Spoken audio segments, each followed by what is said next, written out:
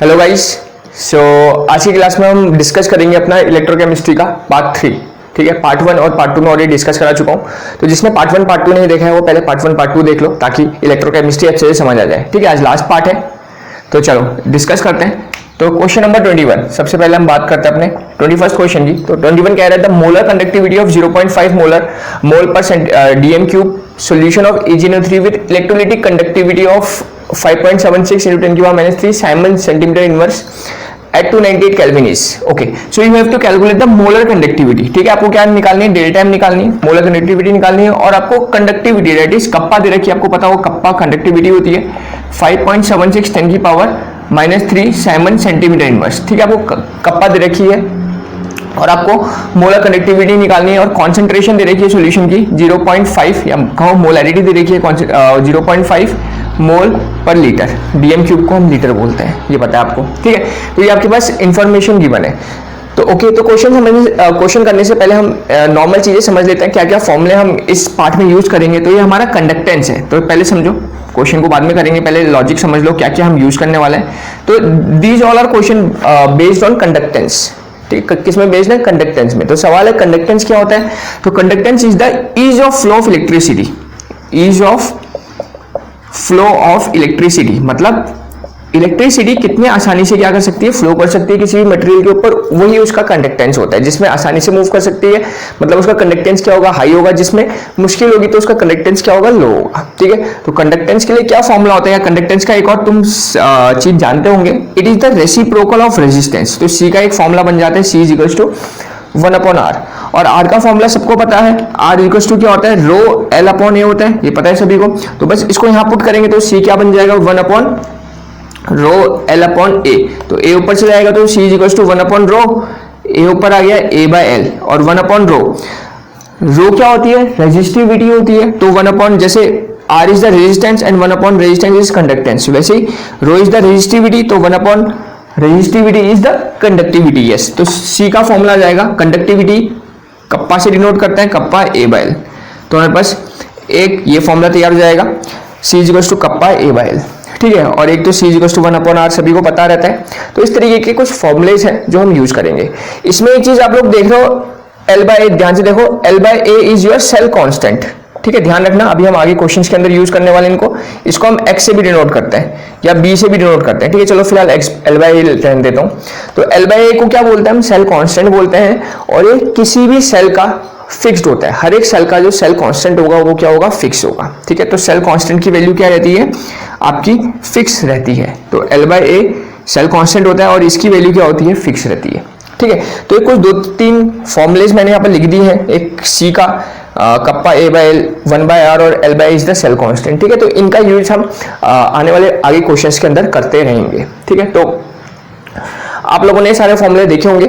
यहाँ पर 1-2 फॉर्मूले और लिख रहा हूं मैं, इसको मिटा देते हैं फिलहाल, क्वेश्चंस को भी डिस्कस करेंगे। उससे पहले मैं मोलर कनेक्टिविटी का फॉर्मूला लिख देता हूँ। डेल्टा एम का फॉर्मूला क्या होता है? कप्पा 1000/m, ये मोलर कंडक्टिविटी का होता है। और इक्विवेलेंट कंडक्टिविटी का भी क्या होता है? कप्पा 1000/m की जगह क्या आता है? n आता है, नॉर्मेलिटी। याद करो, नॉर्मेलिटी के लिए हम इक्विवेलेंट यूज करते हैं और मोलरिटी के लिए हम मोल्स यूज करते हैं। तो this is the molar conductivity and this is the equivalent conductivity. ठीक है, तो ये आपके पास फिलहाल फॉर्मूलेज हैं जिनका हम यूज करेंगे क्वेश्चंस के अंदर। C is equals to 1/R, C is equals to kappa A/L, L/A क्या होता है? सेल कांस्टेंट होता है और delta m is the molar conductivity that is kappa 1000/m। Kappa यही वाला है, this conductivity is known as kappa या फिर इसको हम स्पेसिफिक कंडक्टेंस भी बोलते हैं। ये क्या है? कप्पा इज द कंडक्टिविटी या फिर स्पेसिफिक कंडक्टेंस। ठीक है, इसका इस सिंबल का नाम होता है कप्पा। ठीक है, kappa 1000/m, kappa 1000/n, this is the equivalent conductivity. ठीक है, तो चलो, तो हमने फॉर्मूले वगैरह देख लिए, अब करते हैं क्वेश्चंस।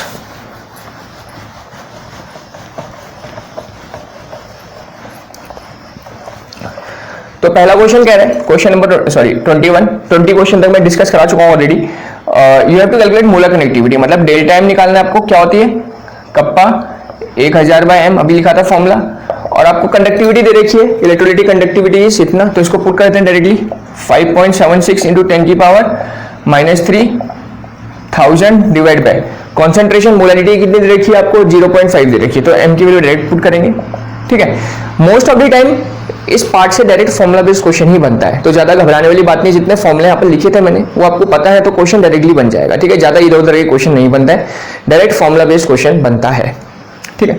तो चलो इससे एक कट गया, कितना बच गया 5.76 डिवाइड बाई 0.5 0.10 आ गया, 100 आ गया, एक से एक कट गया, इसको सॉल्व कर लेते हैं। 5 1 जा 5 25 26 2, तो इतना आ गया 115.2 और नीचे डिवाइड बाई 10 है तो एक 10 और मतलब 10 हटेगा तो पॉइंट आगे शिफ्ट हो जाएगा, तो कितना हो जाएगा 11.5, तो 11.5 करके आंसर दिख रहा है 11.52, यस हमारा सी ऑप्शन हो जाएगा, ठीक है। तो 11.52 साइमंस यूनिट लिखी हुई है, Simon centimetre square mole inverse या पर मोल, ठीक है। तो इस तरीके से इस क्वेश्चन को हम सॉल्व करेंगे। नाउ नेक्स्ट क्वेश्चन,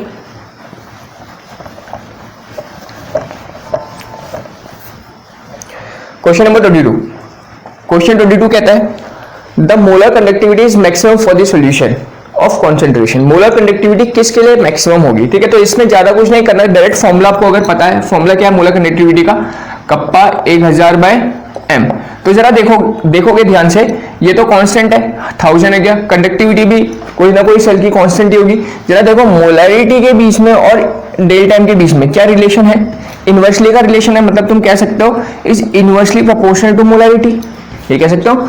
मतलब मोलरिटी का मतलब क्या होती है, कॉन्सेंट्रेशन, मतलब कॉन्सेंट्रेशन जितनी कम होगी मोलर कंडक्टिविटी उतनी क्या होगी, ज्यादा होगी, क्योंकि आपस में इनवर्सली का रिलेशन है। तो क्या बोल रहा है, मोलर कंडक्टिविटी मैक्सिमम किसके लिए होगी, तो मैक्सिमम किसके लिए होगी, जिसकी कॉन्सेंट्रेशन क्या होगी, मिनिमम होगी। तो देख लो मिनिमम किसकी है, इसकी 0.001 है, 5 2 4 तो दिख गया, तो डायरेक्ट आंसर ये सबसे छोटी वैल्यू है, तो अगर ये सबसे छोटा होगा तो ये क्या होगा, उतना ज्यादा बड़ा होगा, क्योंकि कप्पा तो सेम रहेगा ना सबके लिए, केवल किस में डिपेंड कर रहा है, कॉन्सेंट्रेशन में डिपेंड कर रहा है। कॉन्सेंट्रेशन इनवर्सली प्रोपोर्शनल है, कॉन्सेंट्रेशन जितनी कम delta M that is molar conductivity उतनी ज्यादा। तो इसकी कॉन्सेंट्रेशन सबसे कम है इन चार ऑप्शंस के अंदर, तो इसकी मोलर कंडक्टिविटी क्या होगी, सबसे ज्यादा होगी, ठीक है। Okay, now question number 23। Question 23 क्या कह रहा है, गिवन L बाय ए, तो देखो इस बार सेल कांस्टेंट की वैल्यू आपको दे दी है, L बाय ए आपको पता है सेल कांस्टेंट होता है 0.5, R दे रखा है आपको 50 ओम और नॉर्मेलिटी 1 दे रखा है। The equivalent conductance of the electrolyte, equivalent conductance निकालना है। इक्विवेलेंट कंडक्टेंस का फॉर्मूला आपको पता है, delta EQ is equal to क्या होता है, कप्पा 1000 बाय एन, ये फॉर्मूला होता है, पीछे मैंने बताया था आपको। अब इसमें क्या है, एन की वैल्यू पता है, बस आपको कप्पा निकल जाए, मतलब कंडक्टिविटी पता चल जाए, तो तब कंडक्टिविटी के लिए ये और ये गिवन है, तो हम फॉर्मूला आपको पता है क्या होता है, R इज इक्वल्स टू या C इज इक्वल्स टू, याद करो कप्पा A बाय L होता है फॉर्मूला, यहाँ लिखा था थोड़ी देर पहले। तो कप्पा निकलना है, जो निकालेंगे यहाँ पुट करेंगे, हमारा आंसर आ जाएगा। तो इसको क्रॉस मल्टीप्लाई करो, कप्पा इज इक्वल्स टू कितना हो जाएगा, C L बाय A, और C क्या होता है 1 बाय R होता है इंटू L बाय A, बस वैल्यू सब्स्टिट्यूट कर दो। R की वैल्यू पता है 50 और L बाय A की वैल्यू पता है आपको 0.5, तो सॉल्व करेंगे 10 आ गया, तो 5 1 जा 5, तो कितना बचेगा 1/100, ठीक है। अब इसको उठाओ और इस फॉर्मूले पुट कर दो, आई बात चल। तो सबसे पहले हमने क्या करना पड़ता है, कप्पा निकालना पड़ता है। कप्पा निकालने के लिए हमारे पास ये फॉर्मूलेस वगैरह गिवन है जो मैंने स्टार्टिंग में बता दिए थे आपको, ठीक है। तो 1/100 आया, तो इस फॉर्मूले में पुट करते हैं, चलो इसको हटा देते हैं यहाँ से। तो कप्पा की वैल्यू है आपकी 1/100 इंटू ये 1000 था, और नॉर्मेलिटी गिवन है कितनी 1, तो सॉल्व कर लेंगे, तो कितना आ गया 10 आ गया। तो यस 10 ओम inverse centimetre square gram equivalent inverse, ठीक है, ये नॉर्मेलिटी की यूनिट रहती है, और इन सब की भी यूनिट सेम ही है। ये यूनिट जो है यहाँ भी होगी, यहाँ भी होगी, यहाँ भी होगी, पर हमारा आंसर ऑलरेडी आ चुका है 10, तो हमारा आंसर होगा 10 ओम inverse centimetre square gram equivalent inverse. Clear हो गया, ठीक है। डायरेक्ट फॉर्मुला बेस्ड क्वेश्चन बनते हैं। ट्विस्ट क्या रहता है क्वेश्चन में वो भी देखेंगे, अगर आगे आएंगे एक दो क्वेश्चन जिसके अंदर हल्का सा लॉजिक लगेगा। जैसे हमारा क्वेश्चन नंबर 24 है। 24 क्वेश्चन कहता है resistance of 0.2 molar solution of electrolyte is 50 ओम, मतलब सेल एक है जिसका कॉन्सेंट्रेशन दे रखी है 0.2 मोलर और इसका रेजिस्टेंस है 50 ओम, ठीक है। The specific conductance of the solution is, इसकी स्पेसिफिक कंडक्टेंस मतलब कप्पा, ये बोला मैंने, स्पेसिफिक कंडक्टेंस बोला, कंडक्टिविटी बोले, कप्पा दे रखा है आपको कितना 1.47 मीटर इनवर्स, ठीक है, दे रखा है। The resistance of 0.5 molar solution, अब दूसरा सेल है जिसका कॉन्सेंट्रेशन है 0.5 मोलर और इसका रेजिस्टेंस दे रखा है 280। फाइंड द मोलर कंडक्टिविटी, इसकी आपको डेली टाइम निकालना है, ठीक है। तो सबसे पहले हमने गिवन चीजें जो थी वो लिख दी। अब यहाँ पर कहानी क्या है, यहाँ पर दो सेल है, मतलब एक सेल ये है एक सेल ये है, पर इलेक्ट्रोलाइट क्या है, सेम है। तो इलेक्ट्रोलाइट सेम है तो मतलब सेल एक सेम है, सॉरी सेल दो नहीं है, कंडीशंस दो है, ठीक है। सेल दो नहीं है, सेल एक ही है, इलेक्ट्रोलाइट क्योंकि एक है तो सेल एक ही रहा होगा। कंडीशंस दो दे रखी है, एक कंडीशन ये है एक कंडीशन ये है, ठीक है। तो इसके लिए क्या करेंगे, डेली टाइम का फॉर्मूला अगर हम पुट करते हैं तो डेली टाइम का फॉर्मूला आप लोग को पता है, कप्पा 1000/m, ये हमारे पास फॉर्मूला पुट हो जाएगा। m की वैल्यू हमें पता है 0.5, क्योंकि इस वाले सेल के लिए डेली टाइम निकालना है, इसके लिए नहीं निकालना, ठीक है। बस सवाल यह है कि कप्पा कैसे निकलेगा, कंडक्टिविटी कैसे निकलेगी, और कंडक्टिविटी जो दे रखी है वो फर्स्ट वाली कंडीशन के लिए दे रखी है। बात समझ आ रही है, कंडक्टिविटी ऐसा नहीं कि इसको उठा के यहाँ पुट करेंगे, गलत हो जाएगा। ये कंडक्टिविटी फर्स्ट वाली कंडीशन के लिए दे रखी है, तो इस कंडीशन का यूज करके हमें पहले सेकंड वाली कंडीशन के लिए कंडक्टिविटी निकालनी पड़ेगी और उसको हम इस फॉर्मूले में पुट करेंगे, हमारा आंसर आ जाएगा, ठीक है। अब सवाल है कैसे करेंगे, तो देखो जब सेल सेम है, जब सेम इलेक्ट्रोलाइट है, मतलब क्या चीज सेम रहा होगा, तो एक चीज मैंने स्टार्टिंग में बोली थी, सेल कांस्टेंट। सेल कांस्टेंट की जो वैल्यू होगी L/A जो यहां होगा वही L/A क्या होगा यहाँ होगा। बात समझ रहे हो, क्योंकि सेल सेम है, और अगर सेल सेम होगा तो सेल कांस्टेंट क्या होगा, सेम ही होगा, L/A की वैल्यू क्या होगी, सेम होगी। तो इसीलिए हम फर्स्ट कंडीशन से L/A निकाल के सेकंड कंडीशन से L/A पुट करेंगे, क्योंकि इन दोनों में L/A की वैल्यू क्या है, सेम है। तो चलो देखो कैसे करेंगे, करते हैं। तो C इक्वल टू क्या है, कप्पा A/L है, तो यहां से L/A निकल आएगा, तो L/A कितना आएगा जरा देखो, कप्पा बाय C इतना आ जाएगा, और कप्पा इंटू C क्या हो जाएगा, 1/r हो जाएगा, 1/r, r ऊपर आ जाएगा, C की वैल्यू 1/r होती है, या ऐसे लिख लो 1/r कितना आ जाएगा, कप्पा इंटू r, यह आ जाएगा। कप्पा की वैल्यू दे रखी है कितनी 1.4 और r की वैल्यू दे रखी है कितनी 50। इतनी बात समझ आ गई, तो पॉइंट हट गया 0.5402 तो 80 आ गया आपका। आइए इतनी बात समझ में, 0.00 कट गया और 5 4 20 0 2 हो गया, 5 5 6 सॉरी 70 आ गया, ठीक है। तो ये हमारा आ गया L/A की वैल्यू। अब जो है L/A आया है, चाहे सेल तो क्योंकि सेम है, क्योंकि यहाँ पर बोला है सेम इलेक्ट्रोलाइट, तो सेल सेम होने के कारण इस कंडीशन के अंदर भी L/A यही रहा होगा। तो अब यहाँ L/A इसी फॉर्मूले में पुट करके कप्पा निकाल देंगे, ठीक है। तो क्या करेंगे, तो ये फॉर्मूला फिर से पुट करेंगे, C equal to kappa A/L, तो कप्पा कैसे निकलेगा, C इंटू L/A, समझ लो, और C की वैल्यू क्या होगी 1/r इंटू L/A, तो 1/r सेकेंड कंडीशन के लिए r कितना रहेगा 1/280 रहेगा, और L/A कितना है आपका 70 आया है, आ गया आपका 70। तो इसको पुट कर देंगे, 0 से 0 कैंसिल आउट हो जाएगा, समझ लो। L/A कितना है 70 आया है, उसी को उठा के मैंने यहाँ पुट कर दिया, क्योंकि सेल सेम है तो सेल कांस्टेंट की वैल्यू सेम रहेगी, कितना आ जाएगा 4 जा, तो कप्पा की वैल्यू आ गई 1/4, ठीक है। तो जो सेकंड कंडीशन है इसके लिए कप्पा की वैल्यू मैंने निकाल दी, कितनी आ गई 1/4 आ गई है। इतनी बात समझ आ गई। तो ये काफी इंपॉर्टेंट क्वेश्चन है, क्योंकि कंडीशन दो दी होती है पर सेल कांस्टेंट, सेल सेम होने के कारण कभी कभी लिखा होता है सेम सेल, कभी कभी लिखा होता है सेम इलेक्ट्रोलाइट, तो दोनों का मतलब सेम ही है, ठीक है। तो L/A की वैल्यू क्या रही होगी, सेम रही होगी। तो चलो अब ये हमारे जो बेसिक काम था वो हमने कर लिया, ठीक है। तो हमारी कप्पा की वैल्यू आ गई है 1/47 मीटर इनवर्स, ठीक है, हमारी कप्पा की वैल्यू आ गई है।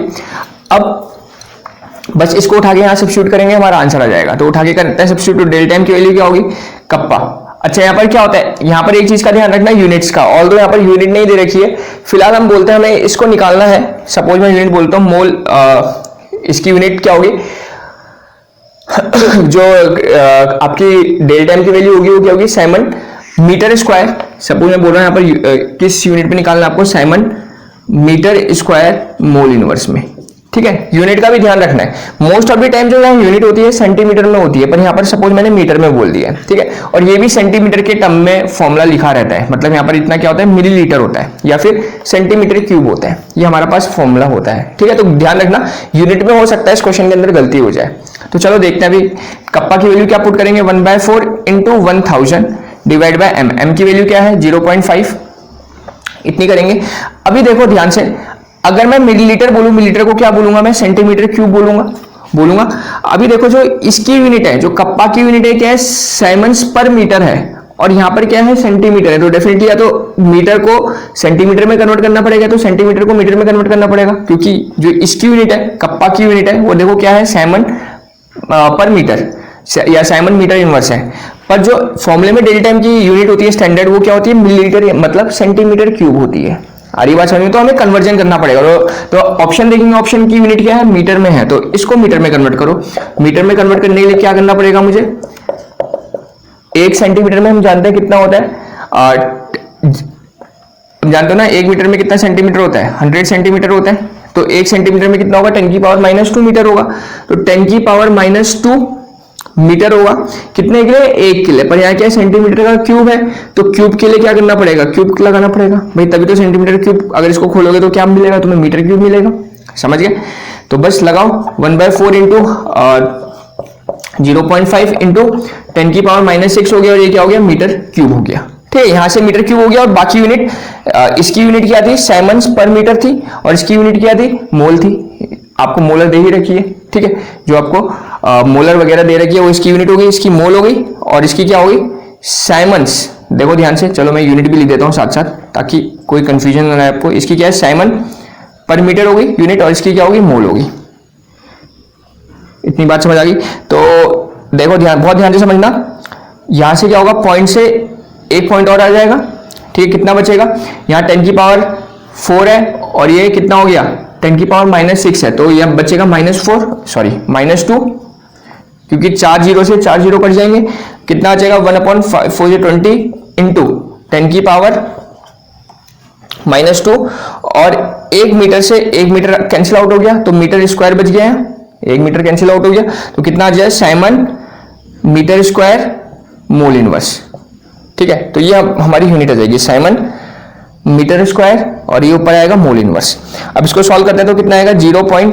ये आप लोग जानते हो, तो 1/2 इंटू 10 की पावर -3 हो जाएगा, और 1/2 को सॉल्व करोगे कितना आएगा 0.5 इंटू 10 की पावर -3, या फिर 5 इंटू 10 की पावर -4, तो 0.5 इंटू 10 की पावर -3 या फिर 5 इंटू 10 की पावर -4, तो ए आपका ऑप्शन हो जाएगा।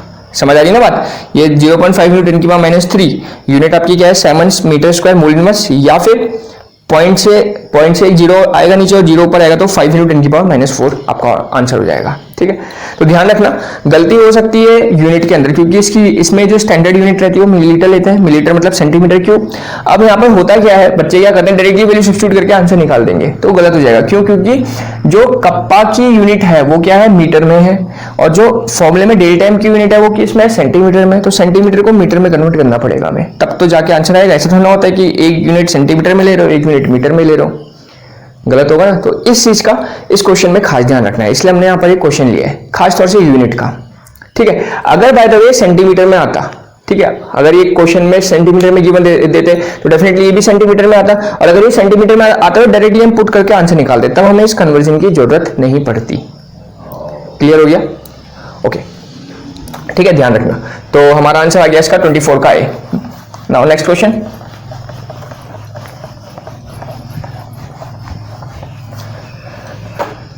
Question number 25। क्वेश्चन 25 क्या कह रहा है, what is the effect of dilution on equivalent conductance of strong electrolyte. Equivalent conductance में डाइल्यूशन का इफेक्ट क्या होता है, तो डाइल्यूशन का इफेक्ट आप लोग को पता ही है, पता होगा। डाइल्यूशन का इफेक्ट किस किस में, इक्विवेलेंट कंडक्टेंस में क्या होता है, इंक्रीज करता है। तो क्या करता है, तो डायरेक्टली मैं लिख देता हूं इंक्रीज करता है, ठीक है। तो इक्विवेलेंट कंडक्टेंस बोलो, डेल्टा ई क्यू बोलो, मोलर कंडक्टेंस बोलो, डेल्टा एम बोलो, इसमें भी इंक्रीज करता है, मोलर कंडक्टेंस में भी इंक्रीज करता है डाइल्यूशन का इफेक्ट। मतलब जितना डाइल्यूट करते रहोगे इक्विवेलेंट कंडक्टिविटी या इक्विवेलेंट कंडक्टेंस भी बढ़ता रहेगा, और मोलर कंडक्टेंस भी बढ़ता रहता है। क्यों, क्योंकि आयनिक मोबिलिटी बढ़ जाती है। क्यों, क्योंकि आयोनिक मोबिलिटी क्या हो जाती है, इंक्रीज कर जाती है। जैसे सपोज एग्जांपल के तौर पे बता ही देते हैं, सपोज ये एक डब्बा था, ठीक है, बहुत ध्यान से समझो, ये 2 मिलीलीटर पानी है और इसके अंदर एक इक्विवेलेंट इलेक्ट्रोलाइट है। अब इसमें तुमने पानी डाला, H2 डाला, सपोज 2 मिलीलीटर H2 और डाला, तो डब्बा तो उतना ही है, पर पानी 2 था, 2 से कितना हो जाएगा 4 मिलीलीटर हो जाएगा। इतनी बात समझे। और इलेक्ट्रोलाइट तो यहाँ पर भी उतना ही रहेगा जितना यहाँ इलेक्ट्रोलाइट था, यहाँ भी इलेक्ट्रोलाइट एक इक्विवेलेंट था, यहाँ पर भी एक इक्विवेलेंट ही रहेगा। तुमने क्या करा है, बस पानी ऐड करा है, डाइल्यूशन का इफेक्ट देख रहे हैं। तो देखो यहाँ पर ये जो एक इक्विवेलेंट इलेक्ट्रोलाइट था ये 2 मिलीलीटर पानी में घूम रहा था, पर यहाँ पर ये जो एक इक्विवेलेंट इलेक्ट्रोलाइट है कितने में घूम रहा है, 4 मिलीलीटर में। मतलब यहाँ जगह ज्यादा मिल गई इसको घूमने के लिए, साफ सीधी बात है। यहाँ पर केवल 2 मिलीलीटर पानी इतने पोर्शन में घूम रहा था वो इलेक्ट्रोलाइट, और यहाँ पर जगह क्या मिल गई है उतने को। इलेक्ट्रोलाइट का क्वांटिटी तो सेम ही है, पर जगह यहाँ पर क्या मिल गई है, इसको ज्यादा मिल गई है। ज्यादा मिल गई है तो इसी को बोलता है आयनिक मोबिलिटी क्या हो गई है, बढ़ गई है। बहुत इजीली आयंस क्या कर रहे हैं, सॉल्यूशन के अंदर घूम रहे हैं, तो जिसके कारण से जो इक्विवेलेंट कंडक्टिविटी होगी वो भी क्या हो जाएगी, बढ़ जाएगी। इसी वजह से हमने यहाँ बोला कि स्ट्रॉन्ग इलेक्ट्रोलाइट में डाइल्यूशन जितना करते हैं इक्विवेलेंट कंडक्टेंस उतना, या इक्विवेलेंट कंडक्टिविटी उतनी क्या होती है, बढ़ जाती है। सिमिलरली होता है मोलर कंडक्टिविटी के साथ भी, मोलर कंडक्टिविटी भी क्या होती है, बढ़ती है। ठीक है, तो ये आपके हो गए 25 क्वेश्चन। अब हम बात करते हैं नेक्स्ट 5 क्वेश्चंस की। ठीक है, तो ये आ गए आपके नेक्स्ट 5 क्वेश्चन। ओके, तो क्वेश्चन नंबर 26 कहता है आयनिक मोबिलिटी की यूनिट बतानी है आपको। तो आयनिक मोबिलिटी क्या होती है, ionic mobility is the velocity divided by potential gradient, ये होती है।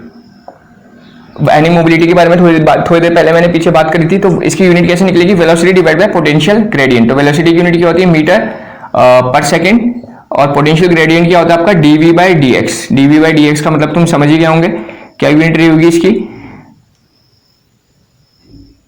dv वेलोसिटी नहीं है, वोल्टेज है, तो क्या रहेगी, वोल्ट पर मीटर। समझ लो, वोल्ट पर मीटर। dv क्या है, वोल्टेज है, वोल्ट पर मीटर। तो मीटर ऊपर जाएगा, क्या हो जाएगा, मीटर स्क्वायर सेकेंड इनवर्स, और वोल्ट भी ऊपर जाएगा, वोल्ट इनवर्स। तो ये यूनिट हो जाएगी इसकी, metre square second inverse volt inverse. तो 26 का ये आंसर हो जाएगा। ठीक है, तो ये होती है आपकी ionic mobility, that is velocity divide by potential gradient dv by dx। dv is the potential difference, potential gradient definitely dv potential ही रहा होगा, वेलोसिटी से कंफ्यूज मत हो जाना। ठीक है, okay. Now question number 27। Question 27 बोलता है the molar conductivities of KCl, NaCl, KNO3 are these respective. What is the molar conductivity of NaNO3? Okay, तो देखो ये क्वेश्चन बेस्ड है आपका खोलरॉश लॉ में, खोलरॉश लॉ, खोलरॉश लॉ पे बेस्ड ये क्वेश्चन है। ठीक है, खोलरॉश लॉ ने क्या कहा था कि जो इनफाइनाइट डाइल्यूशन पे या फिर जीरो कॉन्सेंट्रेशन में जो मोलर कंडक्टिविटी होती है, ध्यान से सुनना, molar conductivity at zero concentration या फिर इनफाइनाइट डाइल्यूशन पे, इनफाइनाइट डाइल्यूशन में is the sum of the cation and anion. Individual जो सम होगा कैटायन का एनायन का इनफाइनाइट डाइल्यूशन पे, इधर सम ऑफ कैटायन एनायन, इधर सम ऑफ मोलर कंडक्टिविटीज लिख देते हैं, इधर sum of molar conductivities of cation and anion at infinite dilution. ठीक है, एक छोटा सा स्टेटमेंट मैंने लिख दिया खोलरॉश लॉ का। क्या कहा था इन्होंने, जो मोलर कंडक्टिविटी होगी, या जीरो कॉन्सेंट्रेशन बोलो या इनफाइनाइट डाइल्यूशन बोलो, मतलब एक ही है। मतलब पानी डालते रहो, मोलर कंडक्टिविटी क्या होती रहेगी, बढ़ते रहेगी। पर एक टाइम ऐसा आएगा जब मोलर कंडक्टिविटी क्या हो जाएगी, फिक्स हो जाएगी। उसी पोजीशन को या उसी पॉइंट को हम बोलते हैं इनफाइनाइट डाइल्यूशन, और उस पॉइंट में कॉन्सेंट्रेशन क्या हो गई है, जीरो हो गई है, या फिर जीरो कॉन्सेंट्रेशन। ठीक है, क्या होती है, is the sum of the molar conductivities of cation and anion at infinite dilution. जैसे सपोज एग्जांपल के तौर पे तुम्हें निकालना है मोलर कंडक्टिविटी ऑफ NaCl। ये अभी तक देखो हम डेल्टा एम बोलते थे, this is the molar conductivity अभी तक जो हम यूज कर रहे थे। अगर इसके ऊपर क्या लग जाए, नॉट लग जाए, तो नॉट का मतलब है जीरो कॉन्सेंट्रेशन। यहाँ लिखा है मैंने जीरो कॉन्सेंट्रेशन, इसलिए यहाँ जीरो लगाते हैं, या फिर कभी कभी ये ऐसा लिखा होता है, इसका मतलब क्या होता है, इनफाइनाइट डाइल्यूशन। ठीक है, चाहे ये डेल्टा नॉट इनफाइनाइट लिखा हो या डेल्टा नॉट लिखा हो, दोनों का मतलब सेम ही है। मतलब जीरो कॉन्सेंट्रेशन की बात कर रहे हैं या फिर इनफाइनाइट डाइल्यूशन की बात कर रहे हैं। क्लियर होगी इतनी बात। तो किसके बराबर होती है किसी भी इलेक्ट्रोलाइट की molar conductivity of any electrolyte पूरी डेफिनेशन लिख लेते हैं अच्छे से। Molar connectivity of any electrolyte at zero concentration, electrolyte है NaCl, इसकी मोलर कनेक्टिविटी जीरो कॉन्सेंट्रेशन पे, या फिर इसको ऐसा भी लिख सकते थे इनफाइनाइट डाइल्यूशन में क्या होगी, इंडिविजुअल कैटायन एनायन के सम के बराबर, मतलब lambda naught Na plus plus lambda naught Cl minus, ये होता है आपका खोलरॉश लॉ। ठीक है, और इसका एप्लीकेशन काफी इंपॉर्टेंट है, इसका यूज करके हम खास तौर से वीक इलेक्ट्रोलाइट की मोलर कंडक्टिविटी निकालते हैं। ये तो हमारा स्ट्रॉन्ग इलेक्ट्रोलाइट था NaCl, स्ट्रॉन्ग इलेक्ट्रोलाइट का तो हमें पता होती है मोलर कंडक्टिविटी, पर वीक इलेक्ट्रोलाइट की नहीं पता होती, तो वीक इलेक्ट्रोलाइट का यूज करते हैं हम, एप्लीकेशन है खोलरॉश लॉ का, वीक इलेक्ट्रोलाइट की मोलर कंडक्टिविटी निकालते हैं बाय यूजिंग खोलरॉश लॉ। ठीक है, कैसे करते हैं तो चलो देखते हैं क्वेश्चन के अंदर।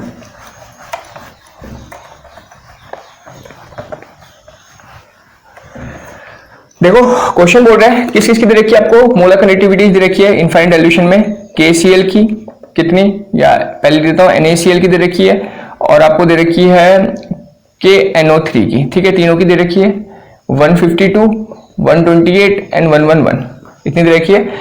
आपको बतानी है किसकी, NaNO3 की बतानी है, ये आपको बतानी है। तो जरा देखो, बहुत एकदम सिंपल सा क्वेश्चन, NaNO3 किस किस में, तो Na यहां से आ जाएगा, NO3 यहां से आ जाएगा, मतलब इन दोनों को तो ऐड करना पड़ेगा, और जैसे इन दोनों को ऐड करेंगे एक्स्ट्रा क्या आ जाएगा, सोचो NaCl और KNO3 को ऐड करोगे तो एक्स्ट्रा KCl आ जाएगा ना, तो KCl को क्या कर देंगे, माइनस कर देंगे, हो गया। तो कैसे निकलेगी डेल्टा नॉट NaNO3, तो Na कहां पर है, Na इसमें, तो इसको ऐड करेंगे, NaCl से Na आ गया, मिल गया, प्लस NO3 कहां पर है, इसमें, तो NO3 कर देंगे, तो देखो ऐसे Na और NO3 आ गया जो मुझे चाहिए था। भाई जब इसको ब्रेक करूंगा तो आयंस पे ब्रेक हो जाएंगे ना, जो भी मैंने थोड़ी देर पहले बताया, तो NaNO3 आ जाएगा, पर एक्स्ट्रा क्या आएगा, तो देखो यहाँ से Cl आएगा, यहाँ से KCl आएगा, तो KCl को हटाना है, तो इसलिए KCl की भी दे रखी है, तो इसको क्या कर देंगे, माइनस कर देंगे, lambda delta not KCl minus करेंगे, बस हो गया। वैल्यू सब्स्टिट्यूट करो, इसकी वैल्यू दे रखी है आपको 128, इसकी वैल्यू दे रखी है आपको 111, और इसकी वैल्यू दे रखी है 152। ठीक है, तो कितना हो जाएगा 9, 3, 2, 39, 152, तो कितना जाएगा 87, तो आपका आंसर आ जाएगा 87, यस, तो 87 सेंटीमीटर स्क्वायर मोल इनवर्स। ठीक है, तो डायरेक्टली लॉजिक लगाएंगे, जिसका निकालना है वो देखो वाला आयंस किस में प्रेजेंट है, तो Na सोडियम आयन प्रेजेंट है इसमें, तो इसको लेंगे, NO3 आयन प्रेजेंट है इसमें, तो इसको लेंगे। अब इन दोनों के कारण क्या आ गया, KCl एक्स्ट्रा आ गया, तो KCl को माइनस कर देंगे, तो माइनस कर देंगे तो आपका NaNO3 आ जाएगा। ठीक है, तो इस तरीके से हम क्वेश्चंस को सॉल्व करते हैं खोलरॉश लॉ के, एकदम सिंपल से क्वेश्चन आ जाता है काफी बार, तो कोई घबराने वाली बात नहीं है, हो जाएगा। Now next question, question number 28। Question 28 बोलता है infinite dilution the equivalent conductance of Ba2+ and Cl minus INR। Ba2+ का दे रखा है आपको 127 एंड Cl माइनस का दे रखा है 76, इक्विवेलेंट कंडक्टेंस। ठीक है, इक्विवेलेंट कंडक्टिविटी बतानी है BaCl2 की, तो इस बार क्या बतानी है, डेल्टा EQ बतानी है BaCl2 की एट इनफाइनाइट डाइल्यूशन, या इनफाइनाइट भी बोल सकते हो और जीरो भी बोल सकते हो, मैंने बता दिया आपको। ठीक है, सेम ही चीज है। चलो इनफाइनाइट बोला है तो यहां पर इनफाइनाइट लिख देता हूं। अब यहां पर ध्यान रखना है, अगर मोलर कंडक्टिविटी होती है वो तो आयंस का सम होता है, यहां पर भी वही करेंगे, बहुत ध्यान से समझना कैसे करेंगे। तो क्या होगी, लैम्डा नॉट Ba2+ और लैम्डा नॉट Cl माइनस, एक तो ये हो जाएगा, और साथ ही साथ जो इसमें चार्ज है उससे डिवाइड कर देते हैं। तो इसका चार्ज कितना है 2, तो 1/2 कर देंगे, इसका चार्ज कितना है 1 है, तो 1 से डिवाइड कर देंगे। ठीक है, किसके लिए, इक्विवेलेंट के लिए। बाय द वे बहुत ध्यान से समझो, यहां गलती होती है बच्चों से, बाय द वे मुझे मोलर कंडक्टिविटी निकालनी होती है इनफाइनाइट डाइल्यूशन में, मोलर कंडक्टिविटी निकालनी होती है इनफाइनाइट डाइल्यूशन में या फिर जीरो कॉन्सेंट्रेशन में। इनफाइनाइट डाइल्यूशन बोलो, जीरो कॉन्सेंट्रेशन बोलो, सेम है। तब क्या करते, तब भी यही करता, लैम्डा नॉट पहले तो किस किस में ब्रेक होता, Ba2+ में ब्रेक होता और Cl माइनस में ब्रेक होता ना, पर जो इसके नीचे लिखा है अब इससे मल्टीप्लाई करते हैं। इसके नीचे क्या लिखा है 2, तो इसको हम लिखते 2, और इसके नीचे कितना लिखा है 1, तो 1 ही रहता। आई बात समझ में, ध्यान रखना, गलती मत करना। इक्विवेलेंट के लिए क्या करते हैं, जो चार्ज होता है उससे डिवाइड कर देते हैं, और मोलर के लिए क्या करते हैं, जो इसके नीचे लिखा होता है, मतलब जितने आयंस मिल रहे हैं उससे मल्टीप्लाई कर देते हैं, क्योंकि हमें पता है मोलर कनेक्टिविटी क्या होती है, टोटल आयंस। ठीक है, तो क्लोरीन के कितने आयन मिलेंगे 2, इसलिए 2 से मल्टीप्लाई करा मोलर कनेक्टिविटी निकालने के लिए। इक्विवेलेंट के लिए क्या करेंगे, बेरियम का चार्ज क्या होगा 2+, तो इसलिए 2 से डिवाइड कर दिया, और क्लोराइड का Cl माइनस होगा तो 1 से डिवाइड कर दिया। आया। तो ये गलती मत करना है, काफी इंपॉर्टेंट चीज है, यहाँ पर बच्चे काफी गलती करते हैं। मोलर कंडक्टिविटी के लिए मल्टीप्लाई करना है जितना आयंस होंगे उससे, और इक्विवेलेंट कंडक्टिविटी के लिए जो चार्ज होगा उससे डिवाइड करना है। क्लियर? ठीक है, तो इसका आप लोग खास ध्यान रखेंगे। ठीक है, तो चलो 1/2 बी ए की वैल्यू देखिए 127 और 1/1 ही है, और ये तो 76 एज इट इज रहेगा।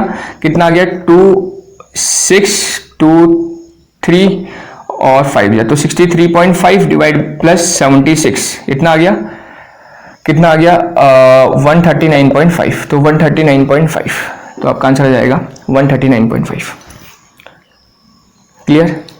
ओके, नाउ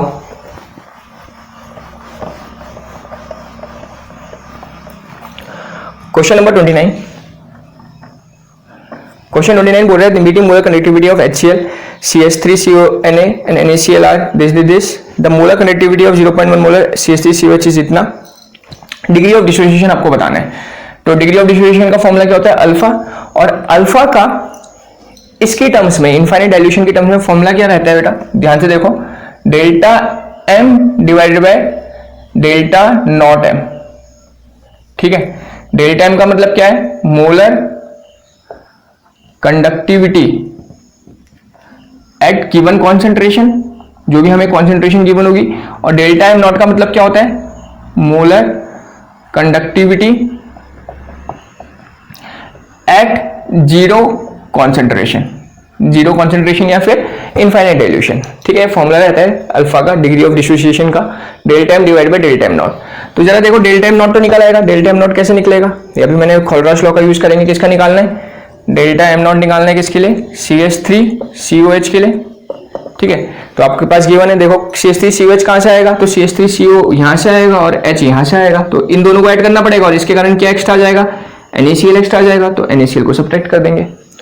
आगे बात समझ में, तो कैसे निकालेंगे, delta naught of CH3COONA plus delta naught of HCl minus, आ गया ना आपका, देखो CH3CO आ गया और H यहां से आया होगा, ये दोनों आ गया। अब एक्स्ट्रा क्या बचा, NaCl बचा, तो माइनस करना पड़ेगा NaCl। तो वैल्यू सब्स्टिट्यूट कर दो, सबकी वैल्यू गिवन है, CH3CONA की वैल्यू गिवन है 90, HCl की वैल्यू गिवन है 425 और NaCl की वैल्यू गिवन है 125।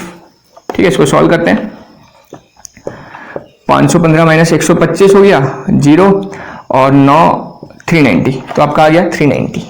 ठीक है, ये क्या है, डेल्टा m नॉट। तो इसमें फॉर्मूले पुट करते हैं, अल्फा निकालना है, डेल्टा m की वैल्यू गिवन है आपको क्वेश्चन के अंदर, देखो molar conductivity of 0.1 molar CH3COH is 7.8, मतलब ये गिवन है आपको, एक गिवन कॉन्सेंट्रेशन में गिवन है, कितनी है 7.8 आपको गिवन है, और जीरो कॉन्सेंट्रेशन में तुमने निकाल दिया 390, जो आपको नीचे क्या रखनी है 390।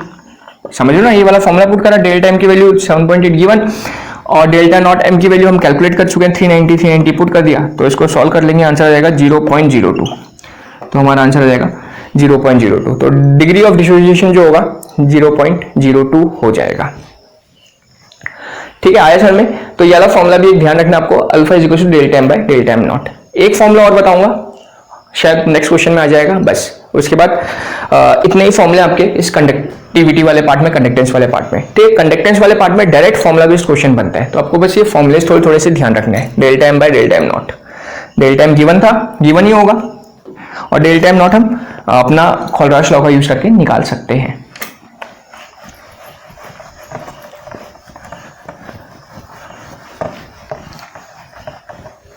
ठीक है, तो लास्ट क्वेश्चन है क्वेश्चन नंबर 30। क्वेश्चन 30 क्या बोल रहा है, the equivalent conductance of m/32 molar solution of weak monobasic acid is 8 ohm inverse centimetre square and at infinite dilution is 400। Infinite dilution में भी दे रखा है, डिसोसिएशन कांस्टेंट आपसे पूछ रहा है। डिसोसिएशन कांस्टेंट मतलब क्या होता है, C alpha square upon 1 minus alpha, ये फॉर्मूला भी आप लोगों ने देखा होगा, और इसको नियरली इक्वल टू हम क्या मान लेते हैं, C अल्फा स्क्वायर, क्योंकि जो ये वाला टर्म है ये किसके इक्वल होता है, नियरली इक्वल टू 1 के इक्वल होता है, क्योंकि डिग्री ऑफ डिसोसिएशन क्या होता है, बहुत छोटा होता है, तो 1 में से बहुत छोटा माइनस करोगे 1 ही तो आएगा ना। तो जस्ट टू अवॉइड कैलकुलेशंस को अवॉइड करने के लिए लेंथी कैलकुलेशंस को हम क्या मान लेते हैं, इस पूरे टर्म को 1 मान लेते हैं, तो हमारा डिग्री ऑफ डिसोसिएशन क्या आता है, C अल्फा स्क्वायर आता है। ठीक है, तो बस अल्फा निकाल दो, अल्फा निकालना भी सीखा हमने, क्या था, delta m divide by delta m not. Delta m की वैल्यू देखिए of M by 32 monobasic acid is 8, इसकी वैल्यू 8 दे रखी है और डेल्टा एम नॉट की वैल्यू दे रखी है, एंड एट इनफाइनाइट डाइल्यूशन, यही है, जीरो कॉन्सेंट्रेशन बोलो या इनफाइनाइट बोलो सेम है, बता चुका हूँ बार बार, इज 400, तो इसकी वैल्यू देखिए 400, इसको सॉल्व कर लेते हैं, कितना आएगा 4 2 जा तो 2 इंटू 10 की पावर -2 आ गया, ठीक है, उठाओ पुट कर लो, तो K इज इक्वल टू क्या है, सी अल्फा स्क्वायर है, कॉन्सेंट्रेशन दे रखी है आपको, देखो m बाय 32 मतलब 1 बाय 32 हो जाएगा, और अल्फा की वैल्यू आप लोगों ने निकाली है 2 इंटू 10 की पावर -2 का होल स्क्वायर, सॉल्व करते हैं, 1 बाय 32 ये कितना हो जाएगा 4 इंटू 10 की पावर -2 2 जा 4, 10 की पावर -4, समझ लो, तो कितना हो जाएगा 8 जा, और 1 बाय 8 दैट इज 0.125 इंटू 10 की पावर -4, ठीक है, तो पॉइंट आगे शिफ्ट कर दो, 1.25 इंटू 10 की पावर -5, तो ये आंसर हो जाएगा, ये आपका आंसर हो जाएगा, ठीक है। तो डायरेक्टली फॉर्मुला बेस्ड क्वेश्चन बनते हैं, आपको बस फॉर्मुले ध्यान रखने हैं, एक ये वाला फॉर्मुला ध्यान रखना है, इसमें alpha is equal to delta M by delta M not, या फिर डेल्टा इन्फिनिटी भी बोल सकते हैं, ये बता ही चुके हैं हम आपको, और के क्या होगा सी अल्फा स्क्वायर हो जाएगा, ठीक है। इस तरीके के जो छोटे मोटे फॉर्मुलेज हैं वो ध्यान रखोगे तो कंडक्टेंस के क्वेश्चन बहुत इजीली हो जाएंगे, और जो मैंने स्टार्टिंग में जो पहला क्वेश्चन आज की क्लास के अंदर करा था, वहां पर जो मैंने फॉर्मुले बताए थे डेल्टा एम का, कप्पा का, सी का, वो थोड़े से ध्यान रखना, ठीक है। डायरेक्ट फॉर्मुला बेस्ड क्वेश्चन इस पार्ट से बनता है, ठीक है। तो ये हमने बात कर ली इलेक्ट्रोकेमिस्ट्री की, तो अब तीनों पार्ट कंप्लीट हो गए, तो नेक्स्ट क्लास में हम मिलेंगे, नेक्स्ट लेक्चर के अंदर मिलेंगे किसी और न्यू चैप्टर के साथ, तब तक आप लोग प्रैक्टिस करो, थैंक यू।